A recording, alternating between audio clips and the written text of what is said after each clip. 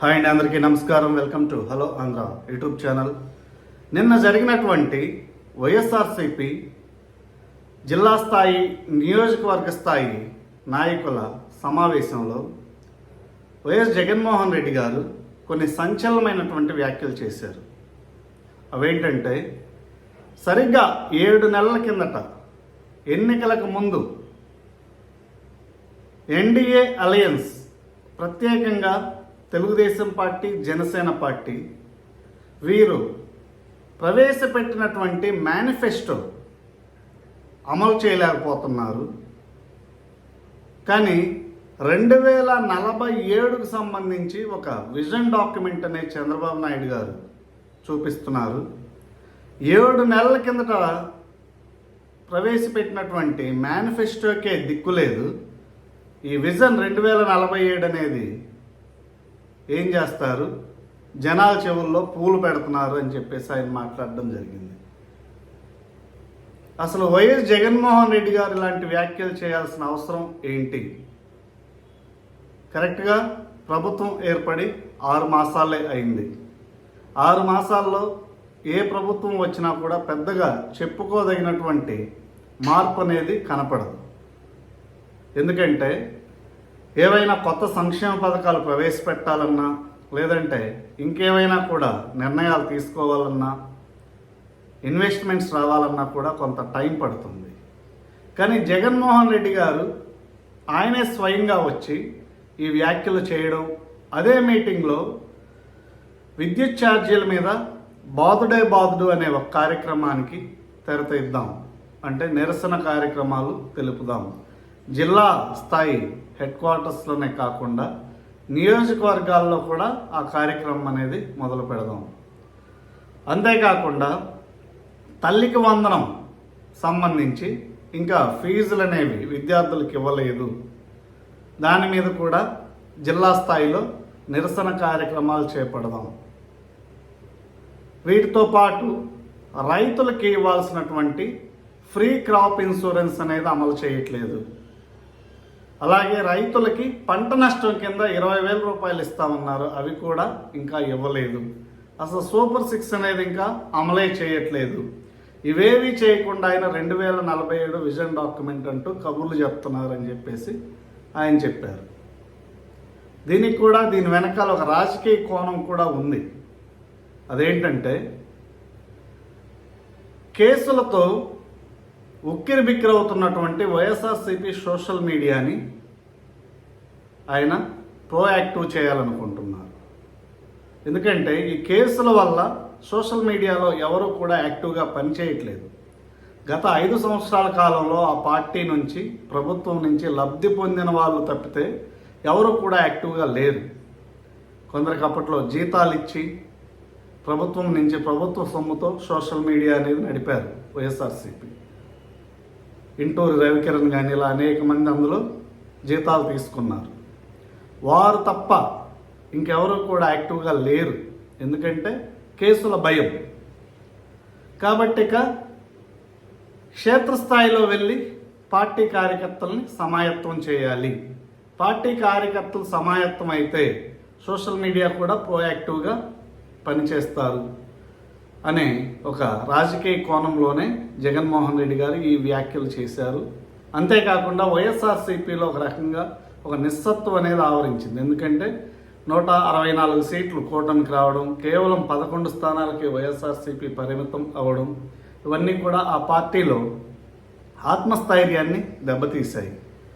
కాబట్టి వారిలో ఆత్మస్థైర్యం నింపి ఎన్నికలకి సమాయత్తం అవ్వాలి. రాబోయే ఎన్నికలు ఇవి ఎప్పుడు వస్తాయి, జమిలీ వస్తాయా, 27లో వస్తాయా, 29లో వస్తాయనేది పక్కన పెడితే ముందు క్యాడర్ని కాపాడుకోవాలి, వారిలో ధైర్యాన్ని నింపాలి అన్న ఉద్దేశంతోనే జగన్మోహన్ రెడ్డి గారు క్షేత్రస్థాయి పర్యటనలకు కూడా సిద్ధం అవుతున్నారు అని చెప్పుకోవాలి. ఇక కూటమి ప్రభుత్వం ఫామ్ అయ్యి 6 మాసాలు అయినప్పటికి కూడా పెద్దగా ఎలాంటి హడావిడి అనేది లేదు. కొన్ని జీవోలు రద్దు చేశారు, రోడ్ల మరమ్మతులు చేశారు, పెన్షన్స్ ఇస్తున్నారు, అన్నా క్యాంటీన్స్ ఓపెన్ చేశారు, అలాగే గ్రీవెన్స్ కింద కంప్లైంట్స్ అన్నీ తీసుకుంటున్నారు, గత ప్రభుత్వంలో అనేక శాఖల్లో జరిగినటువంటి అవినీతి మీద కూడా విచారణ అనేది చేపడుతున్నారు. కానీ అది పెద్ద స్పీడప్ అయి ముందుకు వెళ్ళట్లేదు. ఎందుకనంటే ప్రభుత్వంలో ఉన్నటువంటి కొందరు అధికారులు ఇప్పటికీ వైఎస్ఆర్సీపీ నాయకులతో అంటగాగుతున్నారు. వారిని రక్షించే ప్రయత్నంలో భాగంగా కేసులు అనేవి, ఇన్వెస్టిగేషన్ అనేది డిలే చేస్తున్నారు. దాని మీద కూటమి కార్యకర్తల్లో, ప్రత్యేకంగా తెలుగుదేశం పార్టీ, జనసేన కార్యకర్తల్లో తీవ్రమైనటువంటి అసంతృప్తి అనేది ఉంది. వ్యతిరేకత అని చెప్పలేము, అసంతృప్తి అనేది ఉంది. ఇక మిగతా ప్రజల్లో చూసుకుంటే అర్బన్ అండ్ రూరల్ ఏరియాస్లో కొంత వెల్ఫేర్ స్కీమ్స్ అనేవి ఇంకా ఏమి రావట్లేదు అన్న ఒక అసంతృప్తి అయితే ఉంది. కానీ వేచి చూసే దూరంలో మాత్రం ఉన్నారు. ఇక అర్బన్ పాపులేషన్లోకి వస్తే అర్బన్లో వ్యతిరేకత లేదు, కానీ కొంత నిరాశ, నిస్పృహ అనేవి ఉన్నాయి. ఎందుకంటే కూటమి ప్రభుత్వం వస్తే వ్యాపారాలు బాగా జరుగుతాయి అన్న ఒక ఆశ అనేది అర్బన్ పాపులేషన్లో ఉన్నది. ఆ ఆశలు అనేవి ఇంకా నెరవేరే పరిస్థితి అనేది లేదు. దాంతోపాటు రియల్ ఎస్టేట్ రంగం ఊపందుకోకపోవడం, కన్స్ట్రక్షన్ అనేది జోరుగా లేకపోవడంతో ప్రజల్లో ఒక రకమైనటువంటి అసంతృప్తి అనేది నెలకొని ఉంది. సో వీటన్నింటినీ కూడా ఓవర్కమ్ చేయాలి అంటే చంద్రబాబు నాయుడు గారు ముందు కార్యకర్తల్లో నమ్మకాన్ని కలిగించాలి. కార్యకర్తలు నెక్స్ట్ రాబోయే ఎన్నికలకి మొన్న ఏ విధంగా పనిచేశారో అదేవిధంగా పనిచేయాలి అంటే ముందు కార్యకర్తలకి న్యాయం చేయాలి, వారికి ఒక భరోసా అనేది ఇవ్వాలి. అలా చేయగలిగినట్లయితేనే తెలుగుదేశం పార్టీ రాబోయే ఎన్నికల్లో ధీటుగా వైఎస్ఆర్సీపీని ఎదుర్కోగలుగుతుంది. లేదంటే వైఎస్ఆర్సీపీ పుంజుకునే అవకాశం అయితే ఖచ్చితంగా ఉందని చెప్పుకోవాలి. ఎందుకంటే మంత్రులు కానీ, ఎమ్మెల్యేలు కానీ గత ప్రభుత్వంలో పనిచేసిన వాళ్ళు ఎవరు కూడా ఫీల్డ్లోకి రాకపోయినా, ఎందుకంటే వారి మీద ప్రస్తుతం ఉన్నటువంటి కేసులు, ఉదాహరణకి పేర్ని నాని కావచ్చు, జోగి రమేష్ కావచ్చు, ఇలా అనేక మంది మీద ఉన్నటువంటి కేసుల నేపథ్యంలో వారు వచ్చి మాట్లాడే పరిస్థితి లేకపోవడంతో ఇక స్వయంగా జగన్మోహన్ రెడ్డి గారే రంగంలోకి దిగాల్సి వచ్చింది. ఎందుకంటే జగన్మోహన్ రెడ్డి గారికి కేసులు అనేవి పెద్ద లెక్క కాదని చెప్పుకోవాలి. ఈ నేపథ్యంలో ఆయనే క్షేత్రస్థాయిలోకి వచ్చి పార్టీని ఎన్నికలకు సన్నద్ధం చేయడం, పార్టీ కార్యకర్తల్లో ఆత్మస్థైర్యాన్ని నింపాలి అనుకుంటున్నారు.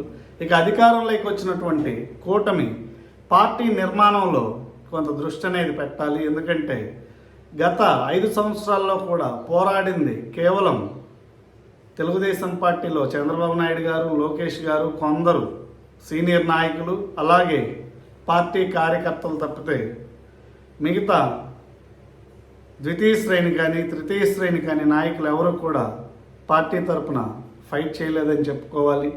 కానీ ప్రస్తుతం ఆ ఫ్రూట్స్ అన్నీ కూడా ఎంజాయ్ చేస్తున్నారు, కార్యకర్తలను పట్టించుకోవట్లేదు.